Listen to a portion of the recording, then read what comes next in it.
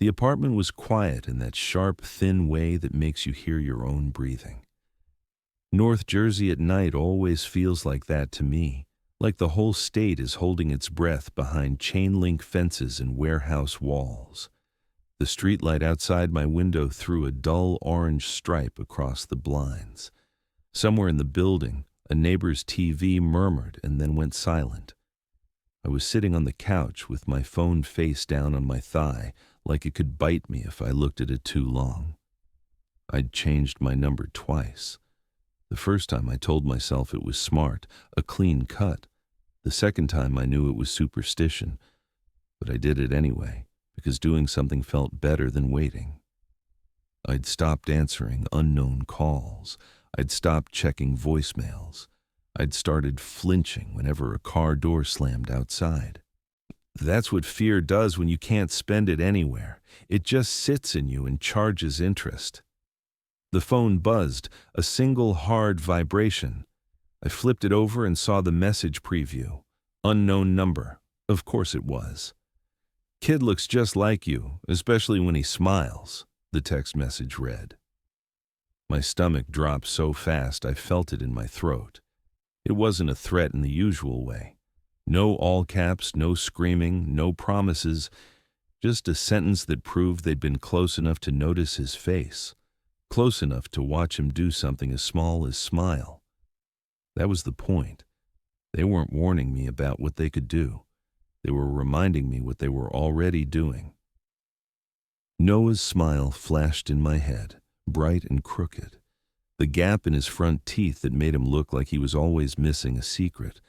The way he'd grin when he knew he was getting away with something. Like he couldn't help it.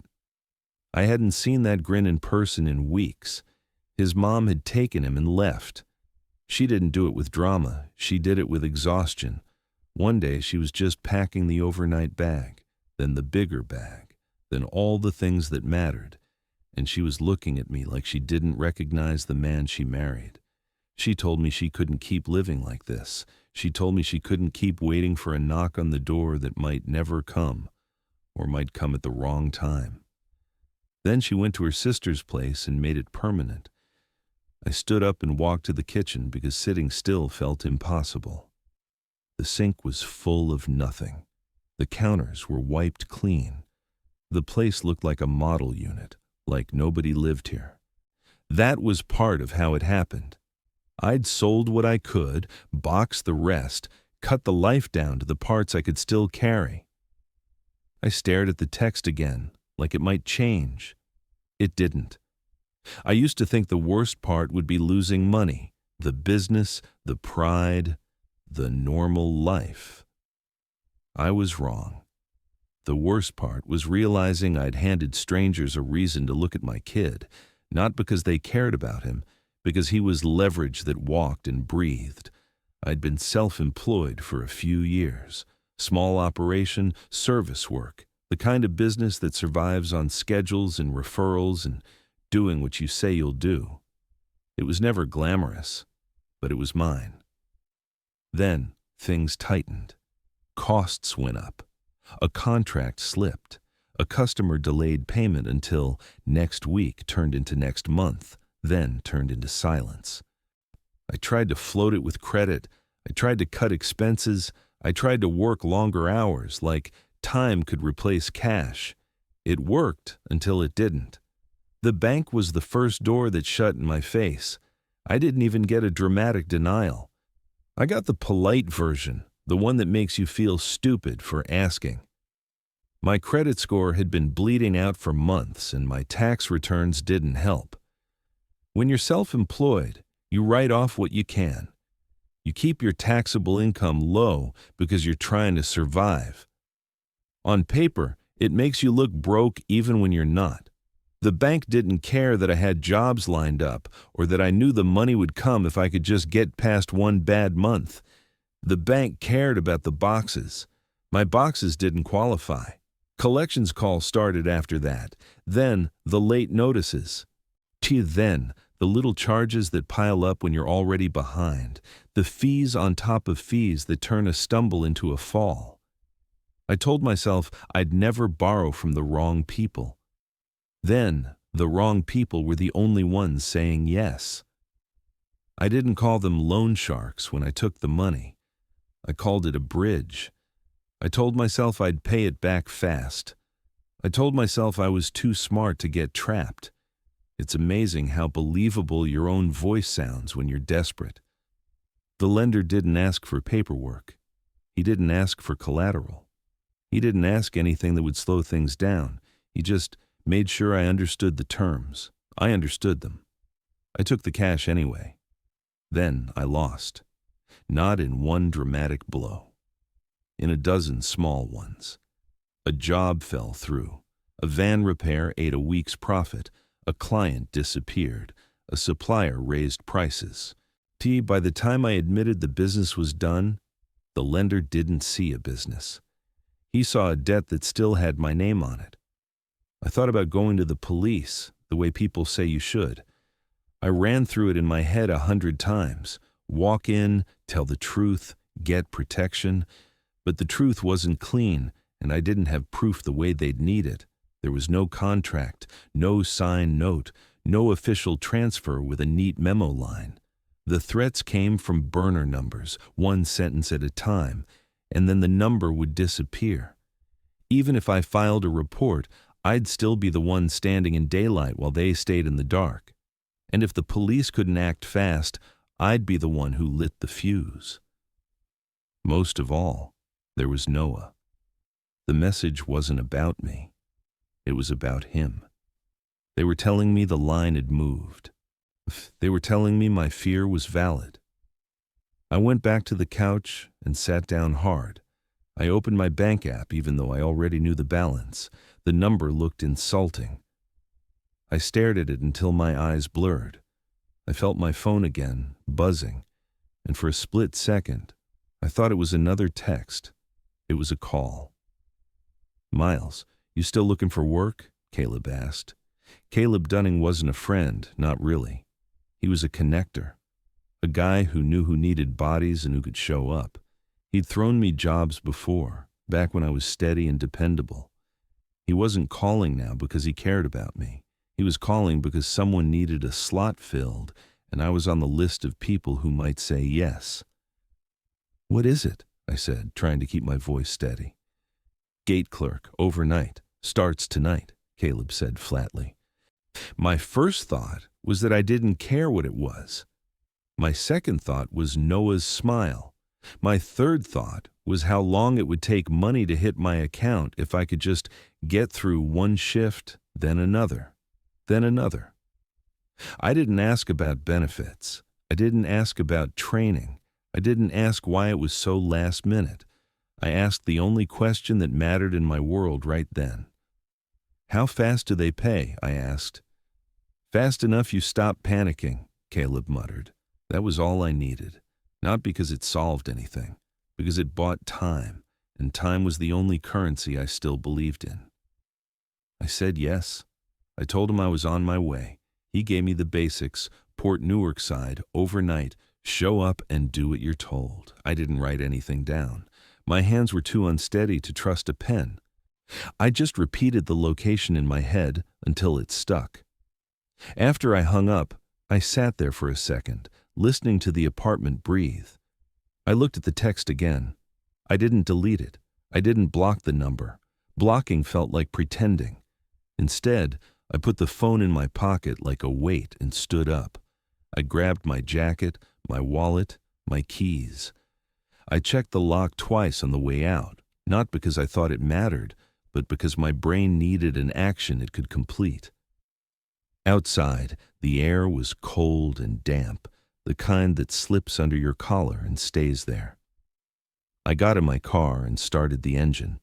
The sound filled the empty lot too loudly. I backed out and aimed toward the industrial roads that lead to the port, past fenced lots and silent buildings, past the kind of places that don't bother with signs.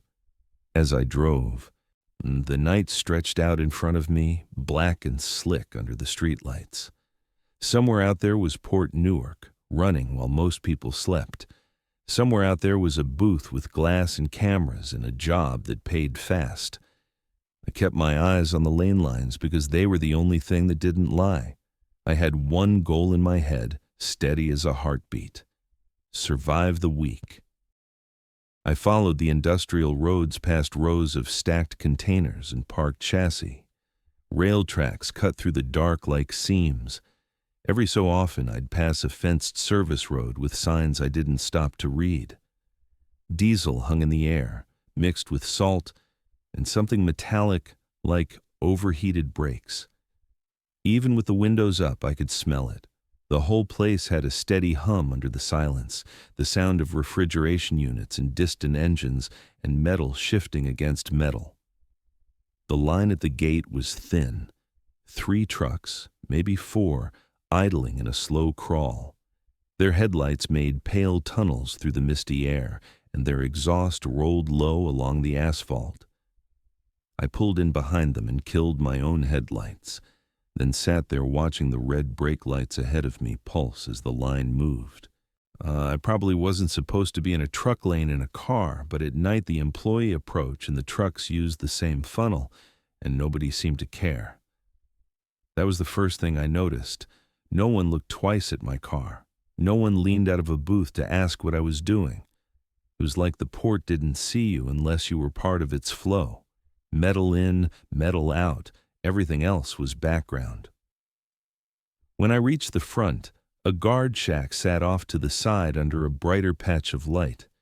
The guard was in a high-vis vest, one hand on the counter, face tilted down toward something in his lap. He waved me forward without lifting his eyes. I slowed anyway, waiting for him to stop me. He didn't. Past the shack, a larger sign hung over the lane in black letters on white metal. It was big enough to read from a distance, and simple enough to feel final. East Channel Terminal. The name didn't mean anything to me, but it looked official in that bland way official things do.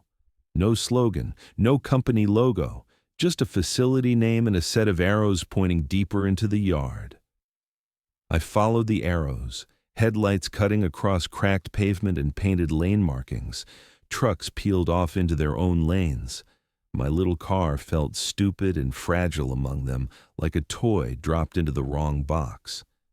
The admin trailer sat near the gate, tucked behind a chain-link fence in a row of yellow bollards. It looked like a job site trailer, the kind that gets hauled in and dropped wherever it's needed.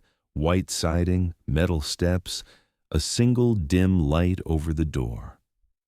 The gravel lot beside it held a few vehicles, mostly older pickups and beat-up sedans. I parked, shut the engine off, and sat there for a moment with my hands on the steering wheel. The text from earlier sat in my pocket like a hot coin. I didn't pull it out. I didn't want to see it again. I just needed to move. I needed to stay in motion so my head wouldn't get loud. I climbed out and walked up the steps. The trailer door creaked when I opened it. Inside was warm in that stale, overheated way, like the air had been recycled too many times. The lights were fluorescent and flat. A single desk sat near the front with stacks of paper and a laptop that looked like it had been dropped more than once. A small heater hummed in the corner, fighting a losing war against the damp that clung to everything outside. A woman sat behind the desk with her hair pulled back and a vest over a long-sleeve shirt. She didn't look up right away. But her eyes stayed on the paperwork in front of her, and her pen kept moving as if I'd walked into a room that was already full.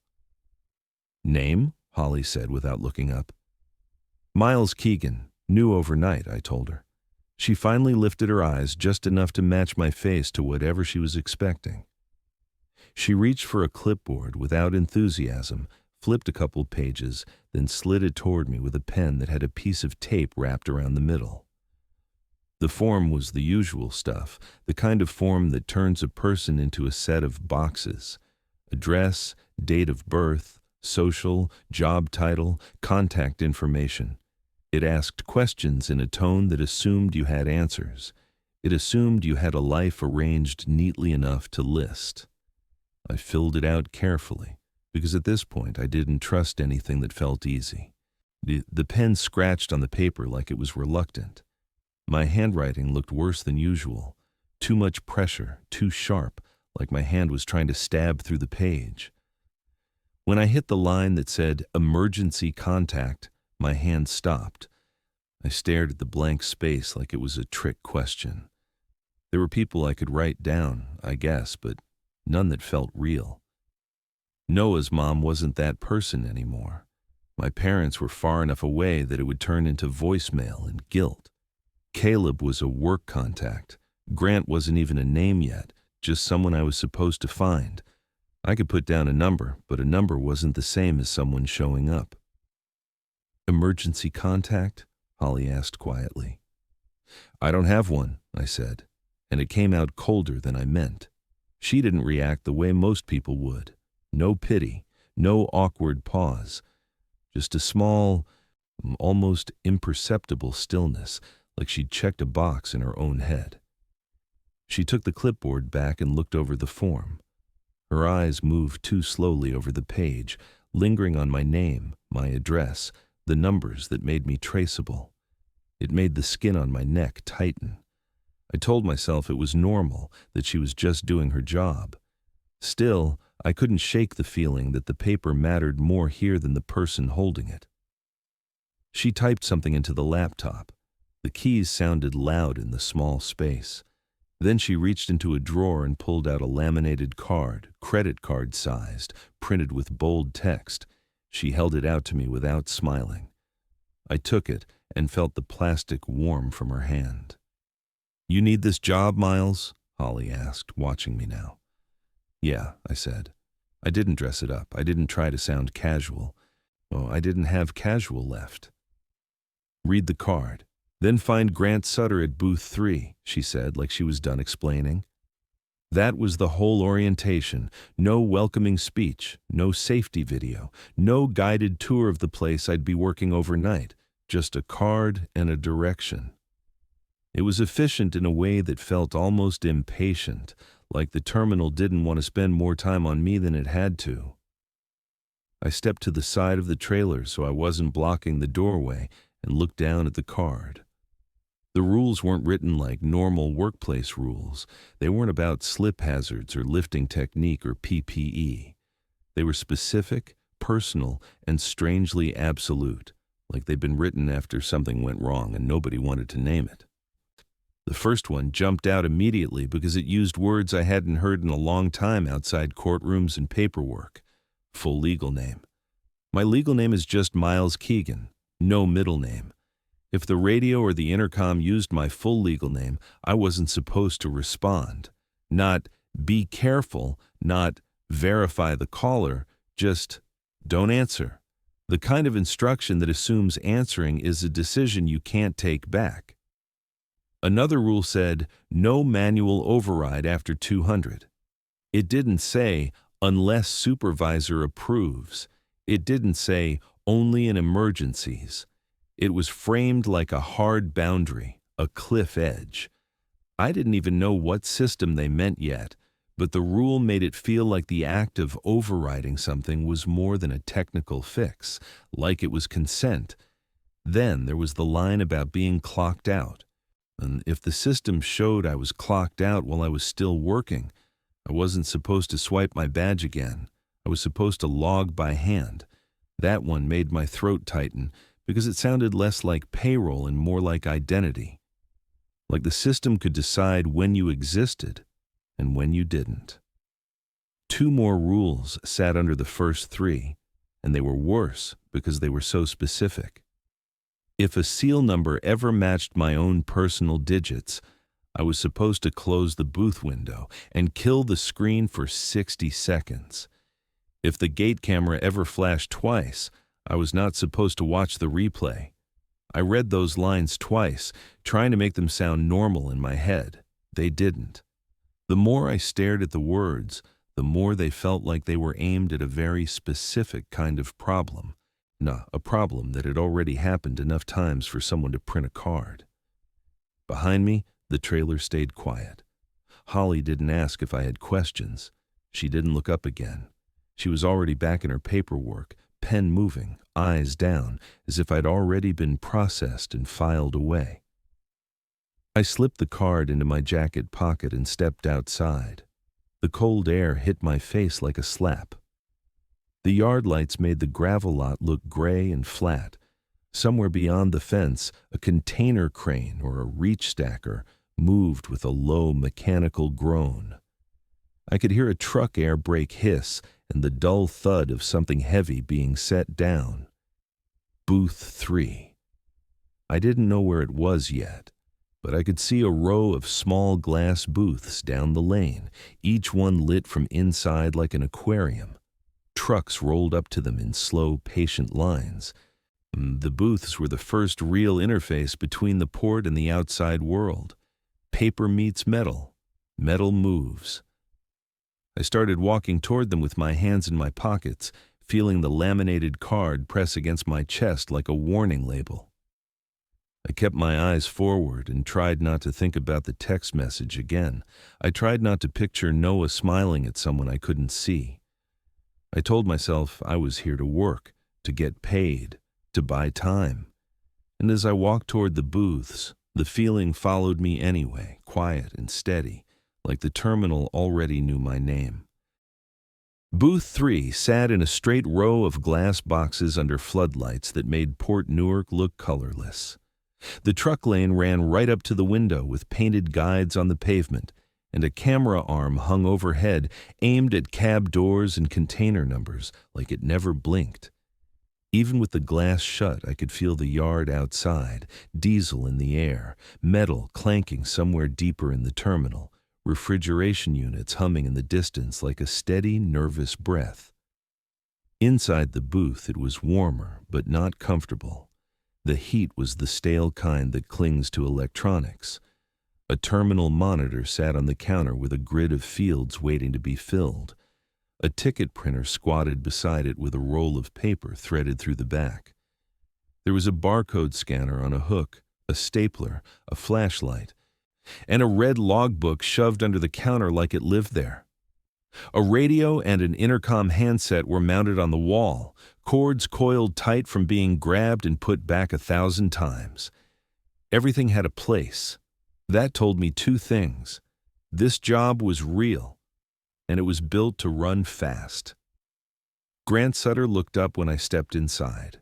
Mid-40s maybe, lean, tired around the eyes, high-vis vest over a dark hoodie. He moved like he was tracking the lane even when he was looking at me. His hard hat hung from a hook behind him. 2 pens were clipped into his vest pocket like he trusted ink more than software. "I'm Grant. Keep it simple," Grant said, not unkind but not warm. I nodded and stayed near the counter, hands visible, trying not to look like I was new and nervous, even though I was both. Grant didn't offer a handshake, and I didn't push for one. Out here, you didn't prove yourself with manners. You proved yourself by not causing problems. Grant turned the monitor toward me and tapped the counter once, a small sound that somehow felt like a gavel. "Paper matches metal. Metal moves," he told me, tapping the counter once. He pointed through the glass at the lane. A truck rolled up, headlights washing the booth in pale light.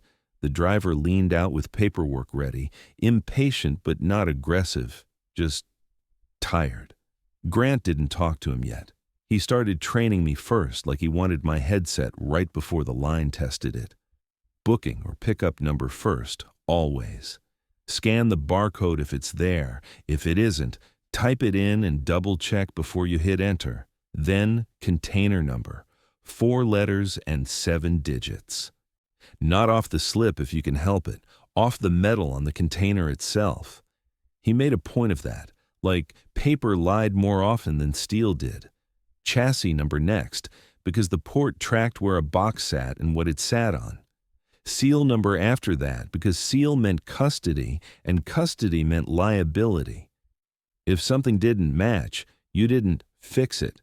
You stopped it and you called it up the chain. The gate clerk didn't solve mysteries. The gate clerk made sure the system had a record of what happened. He showed me the damage section, quick checkboxes with a comments field. Dents, holes, bent doors, anything obvious. Log what you see. Don't argue, don't speculate. If it's on paper, it's real later. If it isn't, you'll own it. Then he pointed at the ticket printer. Once the entry matched, print the gate ticket and pass it through the slot. The ticket tells the driver where to go. Lane, row, block. That little strip of paper was the terminal's voice. Drivers could complain, but they still followed the ticket because the cranes and stacks and yard crews didn't care about feelings. They cared about instructions. Grant mentioned how quickly lines back up at night even when staffing is thin. One wrong digit can lock up a move. One locked move can stack into 10. Then you've got a line of trucks, tempers rising, and someone on the phone asking why the gate is slow. He didn't say it like a threat. He said it like physics. He worked the first truck as a demo. The driver handed him the slip. Grant scanned, typed, glanced out at the container number, checked the chassis tag, checked the seal, and printed the ticket. He slid it out through the slot without even looking at the driver's face for long. The whole exchange took maybe half a minute. The driver took the ticket and rolled forward like it was nothing. Grant nodded at me to take the next one. The first few were normal, and I needed that. Booking number, container number, chassis number, seal number.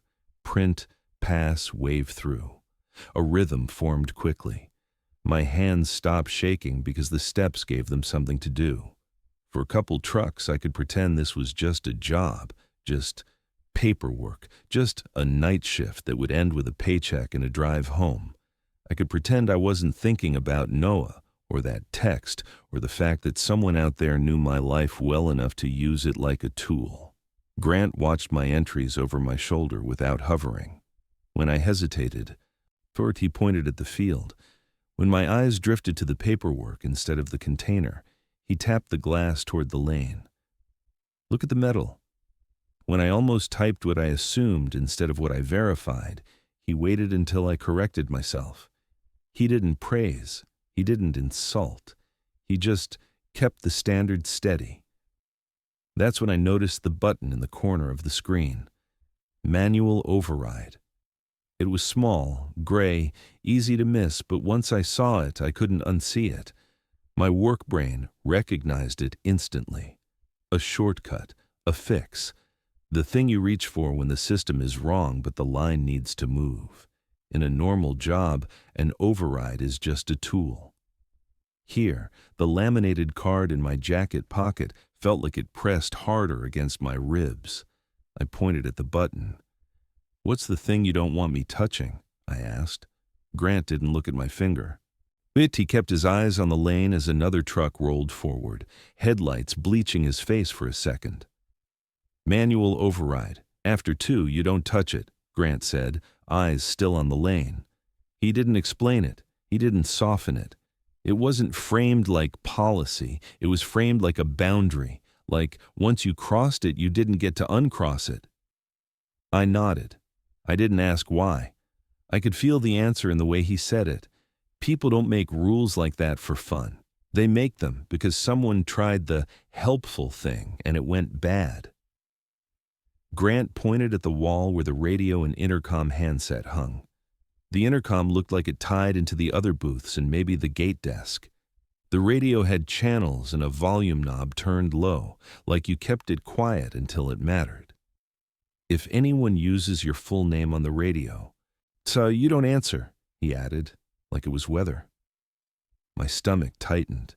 Hearing it from Holly in the trailer had felt weird. Hearing it from Grant felt like a scar, like a line he'd drawn because he'd seen what happened when someone answered once. The words "full name" hit different when you'd just gotten a message that proved strangers knew your kid's face. "Got it?" I said quietly. Grant nodded once like that was the only confirmation he needed and pushed the keyboard toward me. Another truck rolled up. I went through the steps again, slower than Grant, but clean. Booking, container, chassis, seal. I checked the metal, not the paper, because paper can be anything. The driver watched me with a blank face, impatient but contained. I printed the ticket and handed it through. He took it and rolled away. Port Newark kept moving outside the booth. Reefer units hummed. A distant horn sounded and faded.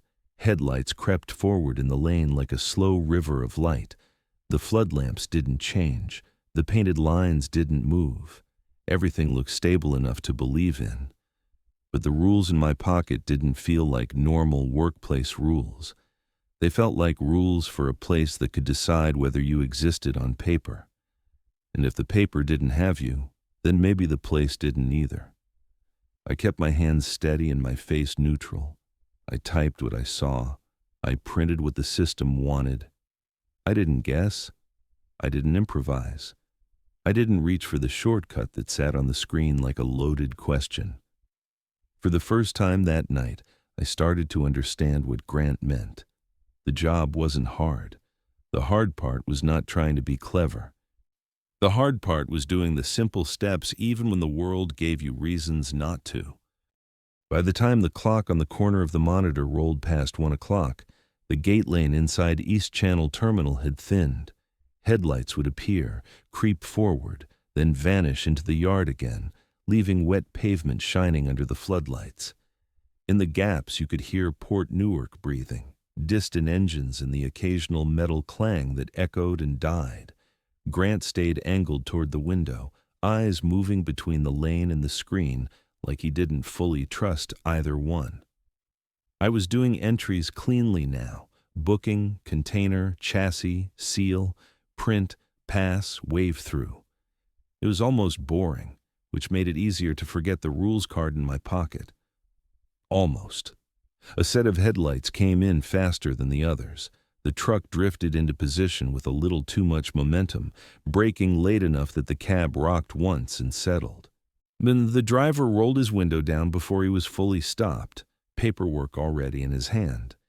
He leaned out like he'd decided I was wasting his time before I'd even touched the keyboard. "Let's keep it moving," the driver said, leaning on his window. I took the slip through the slot and scanned the barcode. The booking populated instantly. Nothing looked off. I typed the container ID off the metal, 4 letters and 7 digits, then checked the chassis tag and matched it. Routine. I glanced at the seal number printed on the paperwork and felt my focus tighten. From the booth, it was a bad angle, glare, and distance. I could have trusted the paper and moved on. That was what speed asked for. But the rules card wasn't written for speed, and I could feel that stupid plastic in my pocket like it had weight. "I need the seal number again," I said, forcing my voice to stay normal.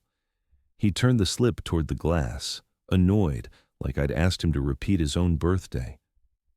I read the digits once, then again, and my hands froze over the keyboard. The last 4 were mine. The last 4 digits of my Social Security number, the ones you learn to guard without thinking. The ones banks ask for right before they tell you no. The ones you type into forms with your jaw clenched because you hate how easy it is for a life to become a number. Seeing them on a seal number felt like catching your own name on a stranger's lips. My stomach dropped, and I felt heat crawl up my neck, that mix of embarrassment and fear you get when you realize someone's been watching you without permission. For a second, my brain tried to do math. It tried to tell me how many seal numbers exist, how many chances there are for a match. It was a useless reflex. Coincidence doesn't feel like this.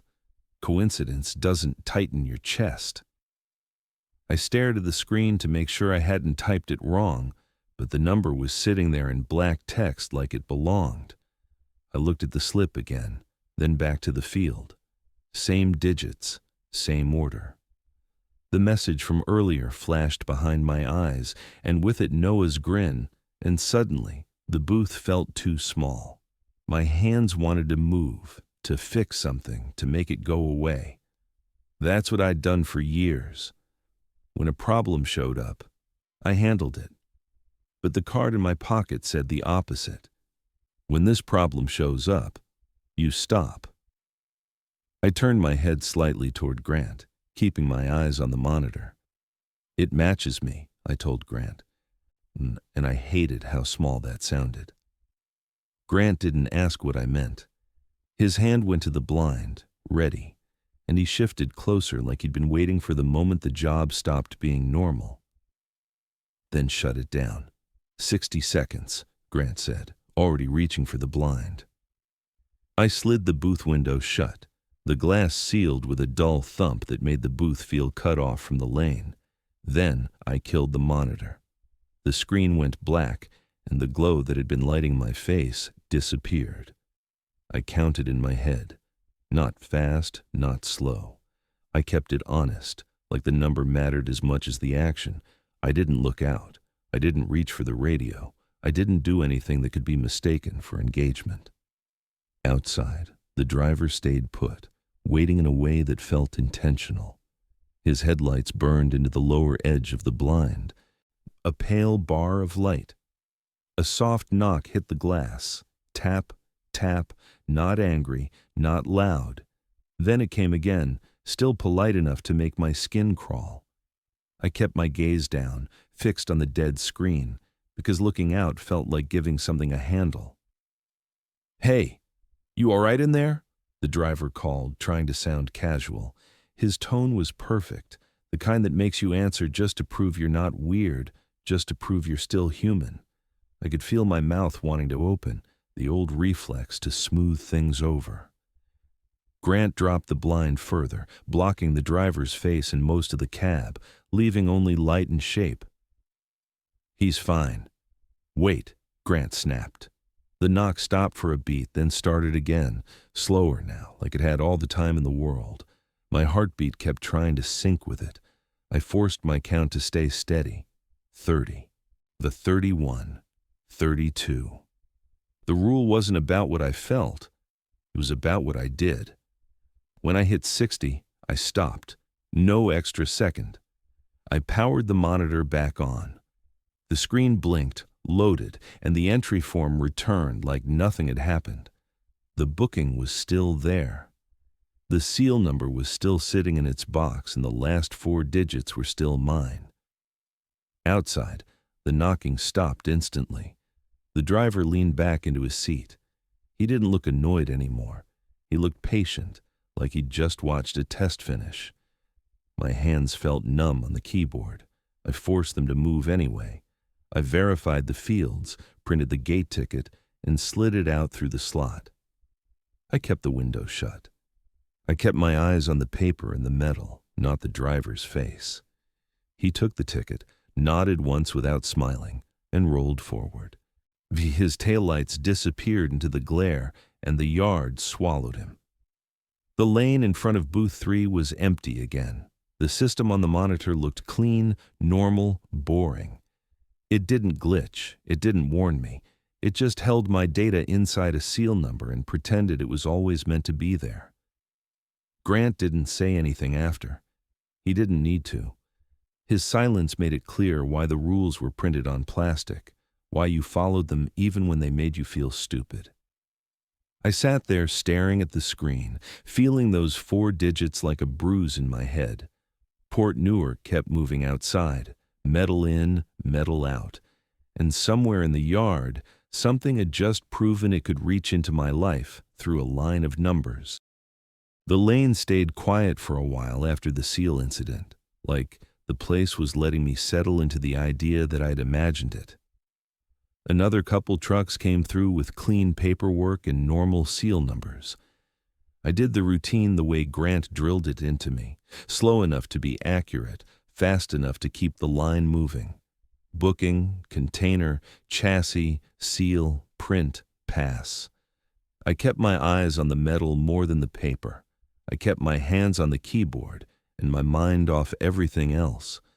But the 4 digits still sat in my head like grit under a contact lens. Every time I blinked, I felt them. I didn't bring it up. Grant didn't either. He moved like he'd already filed it away as a thing that happens here, and I hated that more than if he'd looked surprised.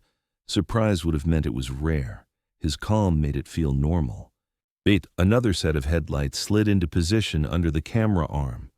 The truck eased forward, tires hissing on wet pavement, then stopped with the cab perfectly aligned like the driver knew the dance. The overhead camera pivoted slightly on its bracket as if it was centering itself. A small status light on the monitor indicated the capture was about to happen. The flash went off. Then it went off again. Not a quick flicker. 2 distinct blinks, like a camera taking 2 photos on purpose. The second flash left an afterimage behind my eyes, pale and lingering. I felt my throat tighten. I looked at Grant and saw his posture shift, subtle but immediate, the way a person moves when they've heard a sound they don't like. "Flash twice?" Grant asked, eyes narrowing at the camera status. "Yeah," I said, and my throat felt dry. The screen showed the usual capture prompt, the little button that would pull up the replay, the still image of the cab and container number for verification. My fingers hovered over the mouse without touching it. My work brain wanted the replay. That's what it was there for. Confirm the ID. Make sure you didn't misread a letter. Keep the system clean. Keep the line moving. But the rules card in my pocket felt like it had sharp edges. Rule 4 wasn't complicated. If the camera flashed twice, don't watch the replay. Don't feed it attention. Don't give it an audience. Then you don't replay it, Grant said firmly. I forced my hand away from the mouse and grabbed a pen. Not my pen, the booth pen, the one that always smelled faintly like someone's sweat. So I pulled a scrap of paper from the side of the printer and leaned forward to read the container ID off the metal, 4 letters and 7 digits. The glare from the floodlights washed parts of it out, but I adjusted my angle until I could see it clean. I wrote the letters down carefully, then the numbers, then the chassis ID, then the seal number. My handwriting looked tight and ugly, like I was carving the ink into the paper. The driver's window was down. He didn't say anything, which was almost worse. Most drivers complain when you slow them down. Most drivers want to know why you're writing by hand when you have a camera and a scanner and a computer in front of you. This guy just watched. When I glanced up, he was smiling. Not a friendly smile, not a mean one either. It was small, contained, hard to read. Like he knew a joke I wasn't in on. I felt my skin crawl along my arms under my jacket. I kept my face blank and looked back at the container number, making sure I hadn't miswritten it, because suddenly the idea of being wrong felt dangerous in a way it hadn't 15 minutes ago. I entered the booking number and typed the IDs from my handwritten notes, not from the replay. I forced myself to follow the steps like nothing was off, like this was just another night at the gate. The software accepted the entries. No error, no warning, no weird lag. It was clean, which almost made me relax. I printed the gate ticket and slid it out through the slot. The driver took it with 2 fingers, still wearing that small smile. He didn't thank me. He didn't curse me. He just nodded once, rolled up his window, and pulled forward into the yard like he'd gotten exactly what he came for. As his taillights disappeared, the monitor on the counter changed by itself. I hadn't touched anything. I hadn't clicked replay. I hadn't moved the mouse. The screen still flipped to the replay window anyway, as if a hand I couldn't see had pressed the button for me. The captured image filled the monitor, bright and sharp. For one heartbeat, I froze. The cab interior was visible through the driver's side window, lit by the flash. The driver's face was there, turned slightly toward the camera, but it didn't hold my focus. My eyes went past him, straight to the back seat. A small shape sat there, low in the shadows where a kid would sit. The flash had caught a pale curve of cheek and teeth. A grin, too wide for the size of the face, but unmistakable in its shape. It looked like Noah's grin the way my brain pictured it when I was scared. Crooked, bright, familiar enough to make my stomach twist. I slammed my hand down on the keyboard and hit escape, then clicked out of the window hard enough that the mouse skittered. The replay disappeared. The normal gate screen returned. My pulse hammered in my ears like I'd been running. Grant didn't ask what I saw. He didn't need to. The tension in his shoulders told me he already knew the shape of it. I sat there staring at the normal interface, trying to convince myself it was nothing. A reflection, a trick of glare, a weird angle, anything that kept Noah out of a place he had no business being. But the image had been too clear. The smile had been too specific. It wasn't random. It was aimed. The intercom crackled once, a small pop of static, but then a voice came through clean and calm, the exact tone of a real facility announcement, not hurried, not emotional, just official, like a dispatcher reading a script. "Miles Keegan, please respond," the intercom said in a calm, official tone. My body reacted before my mind did. That was the job. Someone calls, you answer. Someone asks, you confirm. You keep things moving. I felt my mouth start to form a word. I felt my hand shift toward the handset on the wall. Then I remembered the card. Full legal name. Don't answer. That's my full name, I said under my breath. Grant's eyes didn't leave the lane outside. He didn't look at the intercom, and he didn't look at me. He just spoke like he was stating a fact about the weather, like this was a thing that always happened after the camera did what it wasn't supposed to do. So don't answer, Grant muttered. The intercom didn't repeat itself right away. It waited. That was the part that got under my skin. A normal intercom repeats because people miss it. A normal system doesn't pause like it's listening for your breathing. This one felt like it was giving me space to choose wrong. I kept my hands flat on the counter, fingers spread, not reaching for anything. I stared at the booking screen and pretended it required all my attention. I could feel sweat under my collar, even though the booth was warm and still. The intercom stayed silent for a few seconds, then clicked again, like it had decided it didn't need to push yet, like it had already learned something from the attempt. Outside, the lane lights glared off wet pavement. Another set of headlights approached, slow and steady. A normal truck coming in for a normal transaction. The world kept trying to look ordinary. But inside my head, the replay frame wouldn't let go. That grin in the backseat wasn't just creepy. It was personal. It was proof the yard could reach into my life through whatever channels it wanted. Camera, paperwork, sound. The earlier text had been a threat from a person. This felt like something else, something bigger, something that didn't need a phone number to call me. Grant nudged the keyboard toward me, a quiet reminder that the best way to survive a moment like that was to keep working. Keep the sequence. Keep the rhythm. Don't look for meaning in it. Don't argue with it. Don't answer it. I did the next truck on autopilot, but my body stayed tight, waiting for the flash to blink twice again, waiting for the screen to move on its own again, waiting for my name to come out of a speaker like it belonged to the place more than it belonged to me. Just after 2 o'clock at Port Newark, the gate stopped feeling like a routine lane and started feeling like a choke point. The line outside Booth 3 thickened fast, headlights stacking closer, engines idling louder, exhaust hanging low over wet pavement. The floodlights turned the mist into a pale glow that made the trucks look like they were floating forward in slow motion. Drivers leaned toward their windshields.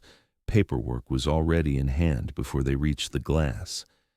Nobody was shouting yet, but you could feel the impatience building, the kind that turns into noise the second it has an excuse. Inside the booth, the terminal system started to slip. At first it was small. A booking took an extra second to populate. A drop-down stuttered.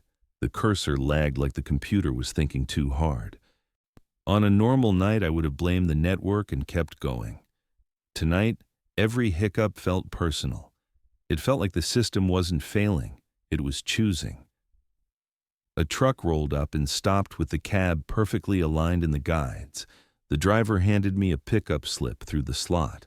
eyes flat, expression bored in the way people get when they've been waiting too long to care about politeness. I scanned the barcode. The system chirped and pulled up the entry.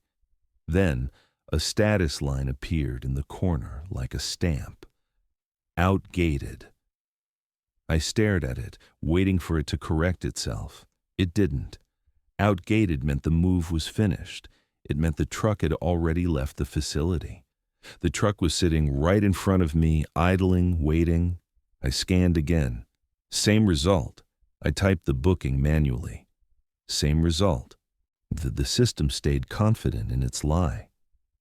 I pulled up the container record by entering the container ID from the metal, 4 letters and 7 digits, not the slip.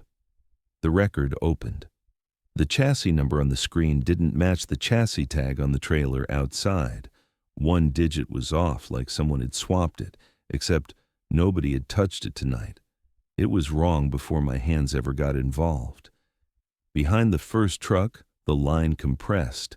Headlights filled the lane like a bright tunnel. A second cab crept forward half a foot and stopped. I heard a quick air brake hiss. A horn tapped once somewhere farther back.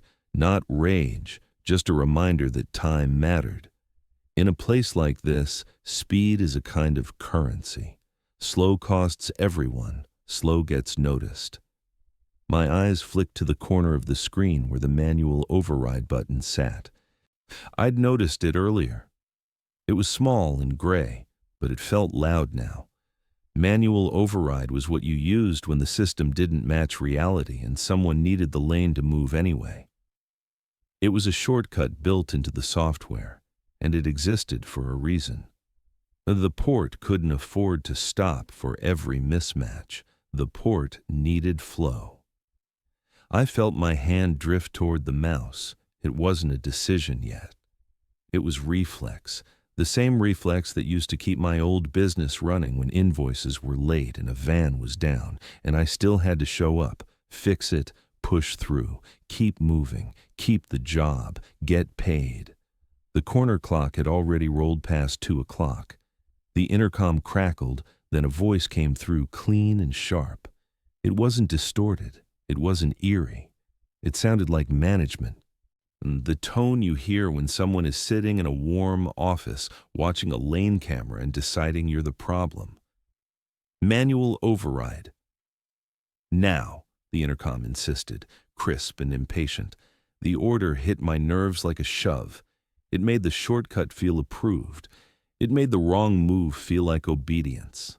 I could feel the lane pressing, feel the driver stare through the glass, feel the line behind him tightening like a fist. I looked at the manual override button again, and for a second, the relief of clicking it felt almost physical. 1 click and the truck would move. 1 click and the system would stop arguing. 1 click and I'd look competent instead of stuck. My mouth moved before my brain finished deciding. "It's after 2, I said, staring at the button anyway. The voice didn't hesitate. It snapped back instantly, like it had no patience for rules. "Do your job!" the voice snapped. That phrase landed in the soft part of my fear, not the supernatural fear, the real one. The fear of losing hours, the fear of being replaced, the fear of walking out of here with nothing, going back to that apartment and seeing my phone buzz again with another casual sentence about my kid. The voice wasn't threatening me with violence. It was threatening me with consequences that felt official and normal, the kind that happen every day. That made it more dangerous, because it made the override feel responsible. My fingers hovered over the mouse. The driver outside shifted in his seat. The truck behind him crept closer again, closing the gap, making the lane feel tighter. I could imagine someone elsewhere in the terminal looking at a screen full of delays and deciding booth 3 was slow. I could imagine a note getting made. I could imagine the next call being, "Sorry, we don't need you tomorrow night." Grant moved beside me. He didn't rush. He didn't panic. He just placed his hand over mine and stopped the motion. Not hard, not angry, final. Then he reached under the counter and pulled out the red paper logbook, opening it to a blank line like he'd done this exact thing before. No override. Red book only, Grant said, sliding the logbook toward me.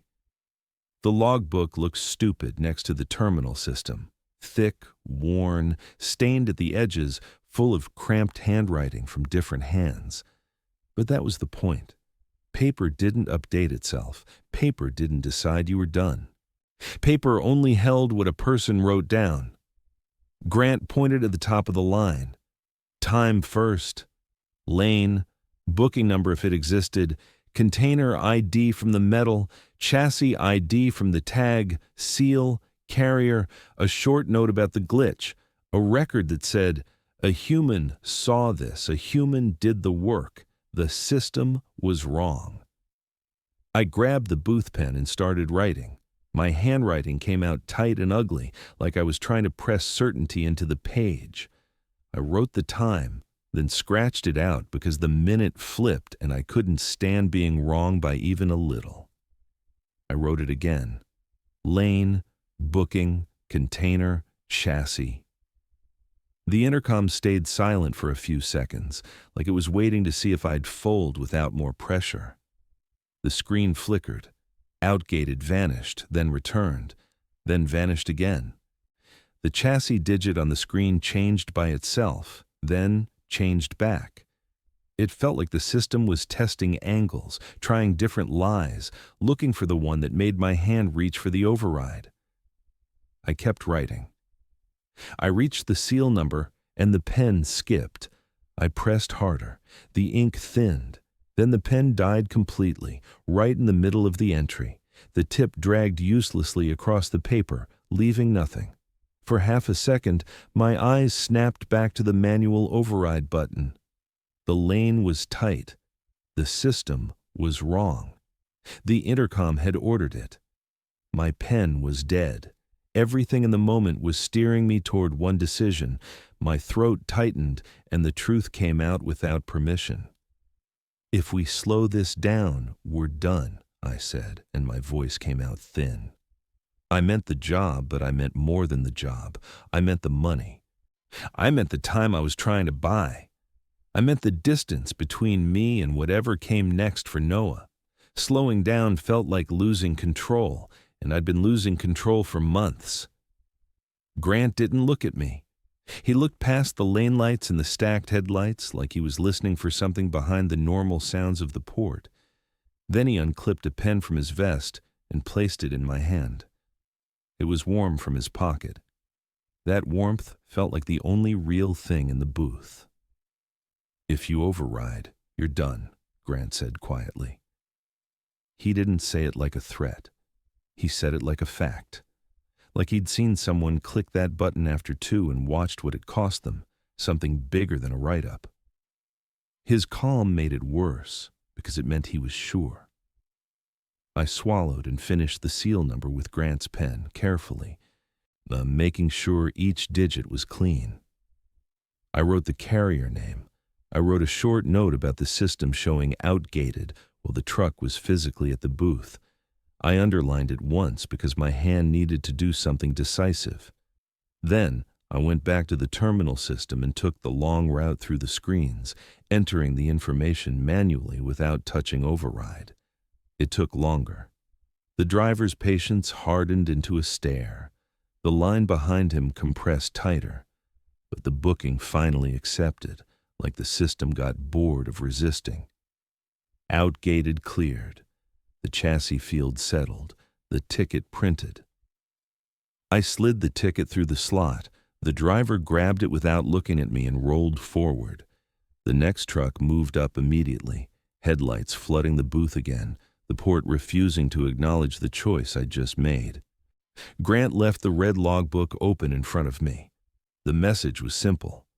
When the system lied, we wrote it down. When the voice ordered a shortcut, we refused.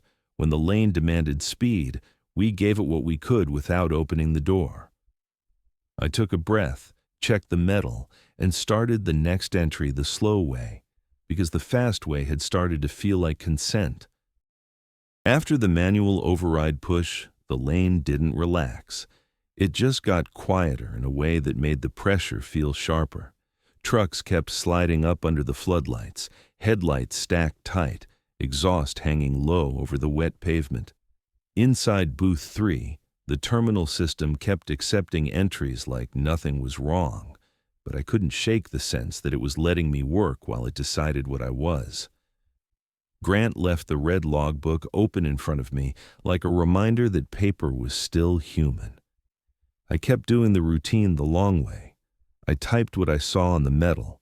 I wrote what the system tried to lie about. I didn't touch the shortcut.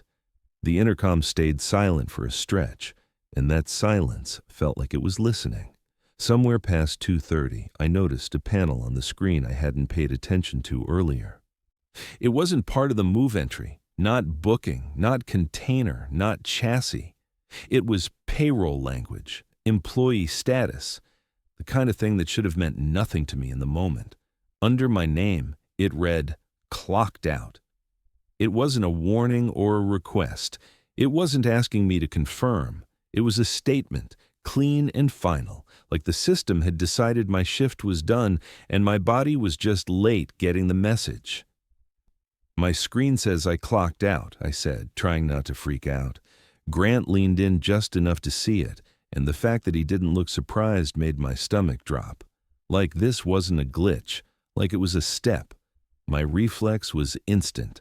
Swipe the badge, reset the reader, make the machine recognize me again. The badge reader was mounted by the booth door, the little black square with a light that turns green when you belong. My hand was already on my badge clip, thumb sliding under it. "Don't swipe again," Grant warned, sharp enough to cut through me. I froze with the badge half free. The rules card in my pocket felt like it had weight now, like it was pulling on my ribs. If the system shows you clocked out while you're still working, don't swipe again. Don't argue in its language. Log by hand. Leave the way you came. "I didn't swipe anything," I said, and my hands were already shaking. "I know," Grant said, like he'd been waiting for this all night. The lane outside didn't care about what I was seeing. A truck rolled up and stopped in the guides. The driver waited with paperwork ready, face lit by his dash. The system still let me process the move. It would take my inputs. It would print tickets. It would use my hands while insisting I didn't exist. That thought made my skin crawl, because it made clocked out feel less like payroll and more like permission. Like being clocked out meant I didn't have the right to be here anymore, and the yard didn't like people who didn't have the right. The badge reader pulsed red once on its own, like it knew I was thinking about it. I hadn't swiped. I hadn't even touched the sensor. It just flashed and went still again. Then the ticket printer kicked on. Not the normal short feed for a gate ticket. This was longer, steadier, like it was printing something that mattered more. A strip of paper pushed out, and the formatting was wrong. No lane assignment, no row, no block, just 2 lines centered and bold, as if the booth had turned into a bank counter. "Debt cleared. Sign below." My mouth went dry. That wasn't port language. That was my life showing up in the wrong place, the way the seal number had, the way the replay image had. The paper hung there, trembling slightly from the printer's vibration, like a lure waiting for my fingers. Outside the glass, headlights stacked. The line tightened. And then I saw something that made the booth feel like it had tilted. A truck I recognized was back in the lane. Same plate, same cab markings, same small dent on the bumper I'd noticed when it first rolled up. I'd processed it. I'd printed its ticket. It had driven forward into the yard. It should have been gone. Now it was in line again like it had never moved. My pulse jumped. It wasn't just a busy night. It wasn't just a system lag. It was a loop. The lane was folding back on itself, repeating moves, repeating trucks, repeating time. like the terminal could keep replaying this section of the night until someone made the choice it wanted. The intercom clicked open, clean as a call connecting. No static, no distortion, just a calm, even voice, the voice of a place pretending it was normal. "Kid looks just like you, especially when he smiles," the intercom said evenly. Hearing that sentence from a speaker bolted to the booth wall was different than seeing it on my phone. On my phone, it was a threat from a person. Here, it sounded like policy, like the yard had adopted it as a script. "That's what they texted me," I said, my stomach dropping. Grant's attention shifted to the side of the booth, to the maintenance door I'd barely thought about all night.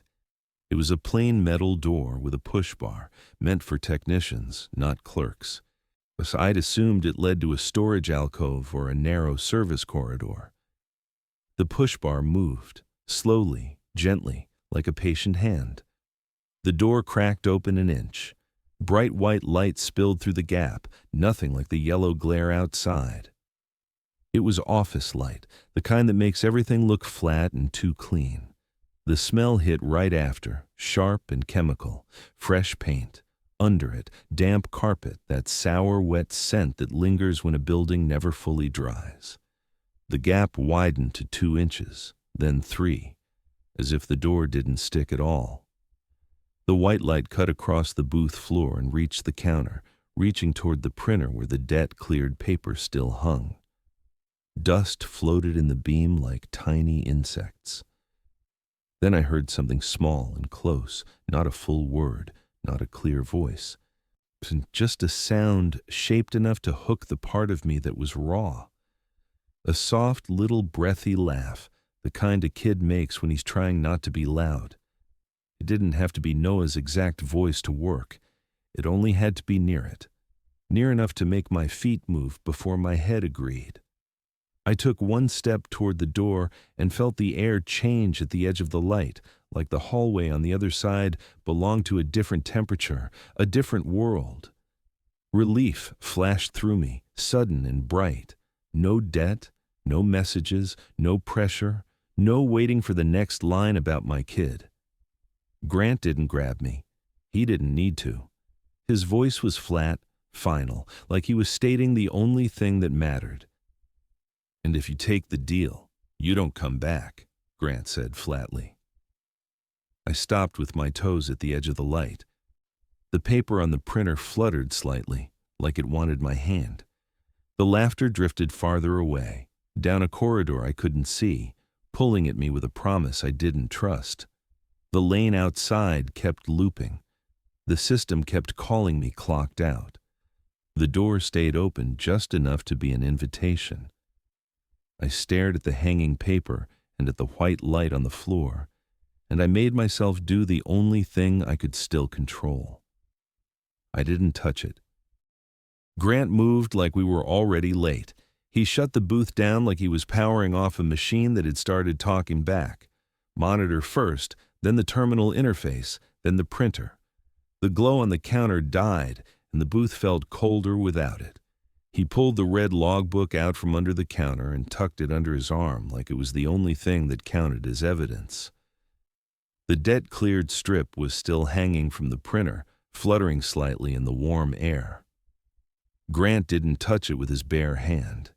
He pinched the edge with 2 fingers, fed it back into the printer, and tore it off inside the mouth of the machine so it wouldn't drop where either of us could step on it or pick it up or carry it out by accident. Then he shoved the maintenance door shut hard enough that the latch clicked and the white light disappeared. The paint smell vanished with it, replaced by diesel and damp air seeping in around the booth seams. The yard felt ugly again, and that ugliness was a relief. We stepped out into the lane. The trucks were still there, idling, but the line looked wrong in a way I couldn't explain, like it had too many copies of the same moment. Grant didn't stay to watch it. He didn't stay to confirm anything. He started walking, and I followed because standing still felt like inviting the place to speak again. He didn't take shortcuts. He didn't follow the nearest exit sign. He walked back toward the same gate I'd entered through, the one I could picture in my head because it was the only map I trusted. The signs along the road were lit and simple, arrows and lane numbers, but I stopped trusting words a while ago. Grant navigated by things that couldn't flip on you if you looked away. Fence line on the left, then the tall light towers spaced down the road like markers on a track. The curve of the pavement where the service road bent around a container stack, the hum of distant traffic where the port met the real world. My badge felt heavy against my vest. Every few steps my fingers found it like a habit, like touching it could make it work again. I kept thinking about clocked out, about how clean and casual it looked on the screen, about how quickly the system decided I didn't exist, about how easy it would be to panic and swipe again, just to force recognition, even though the card in my pocket said that was the exact mistake you couldn't undo. When we reached the gate area, the yard opened up into a broader stretch of pavement. The guard shack sat under bright lights, but the window was dark inside. No silhouette, no movement. The lights were on like the building was awake, but the human part was missing, like someone had been erased mid-task and the place hadn't bothered to replace them. I stepped up to the badge reader anyway, because muscle memory is stubborn. The reader beeped and flashed red. Access denied. It felt less like a malfunction and more like a verdict. Grant tried his badge right after, no comment, same red flash. He didn't curse. He didn't bang on the reader. He just stood still and waited like he knew waiting was part of the process. A minute passed, maybe two. The kind of time that lets fear gather in your throat.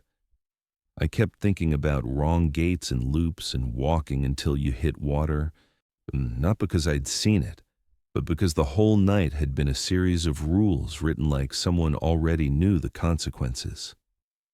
Port Newark was close enough to the river that water didn't feel like a metaphor. Then Holly Reyes came from the direction of the admin trailer with a paper logbook under her arm. She walked fast, shoulders tight, like she'd been called without being told why. She stopped on the other side of the gate and opened the book, flipping pages with the calm of someone searching for something she already knew wouldn't be there. "You two aren't in the system," Holly said, flipping pages like she already knew. "So we don't get paid," I said, and I hated how simple that sounded. "No hours, no payroll, no proof," Holly said calmly. That landed harder than the intercom ever had. No pay meant no relief. No proof meant no argument. It meant the night was going to disappear as if it never happened, and my life outside the fence would keep squeezing the same way it had before I drove in. Grant didn't negotiate. He didn't plead. He just asked for the one thing that mattered now. "Log us out." "Manual," Grant said, tired and certain. Holly nodded once, pulled a pen from her vest, and wrote in the logbook. The strokes were quick and practiced, like she'd done it before and didn't want to do it again. When she finished, she closed the book and reached for the latch. The gate unlocked with a metallic clack that sounded too loud in the quiet, then swung open. "Go home. Don't come back tomorrow night," Holly said. Grant walked through first. I followed, stepping out onto the access road like it was solid ground after a bad dream. My car was still in the gravel lot where I'd left it. Nothing had moved. Nothing had been stolen. The world looked normal enough to make me doubt myself, and that doubt was its own kind of trap. I got in, started the engine, and pulled out. The port lights shrank in my mirrors as I drove toward the darker roads that led back through North Jersey. The sky had started to lighten at the edges, not sunrise yet, just the first hint of it. My phone sat in the cup holder like a loaded object. The debt was still real. The week was still waiting. But I hadn't signed. I hadn't swiped again. I hadn't answered when the system used my full name. And for one night, that was the only way I knew I was still me.